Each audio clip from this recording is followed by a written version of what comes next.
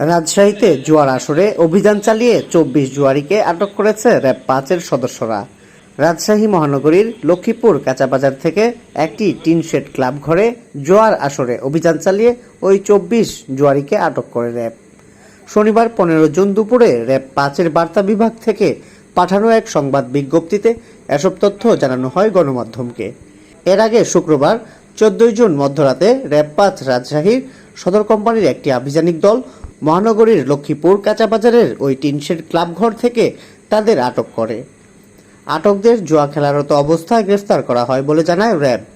গ্রেফতার ২৪ জুয়ারিরা হলেন আলী হাসান তুষার, মমিন, রফিকুল ইসলাম, ইনজামুল হক, সেলিম রহমান, রাকিব এহসান সৌরভ, শফিকুল ইসলাম, এনায়েতুল্লাহ খান, মাসুম আহমেদ, জুলফিকার হোসেন, মোহাম্মদ রেন্টু, সজল গাজী, মোহাম্মদ সেলিম, জাহিদুল ইসলাম, সুজন আলী, আব্দুস সাত্তার, নাসির উদ্দিন, মিনহাজ আব্দুল হাদি, সেলিম রেজা, রবিউল ইসলাম, চারু, মাহবুব আলম ও হাবিবুর রহমান।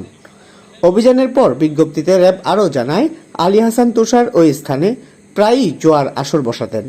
গ্রেপ্তারকালে সেই আসর থেকে জুয়া খেলার ৬ সেট তাস ও নগদ ৪,১০,৪৩৫ টাকা উদ্ধার করে জব্দ করে র‍্যাব।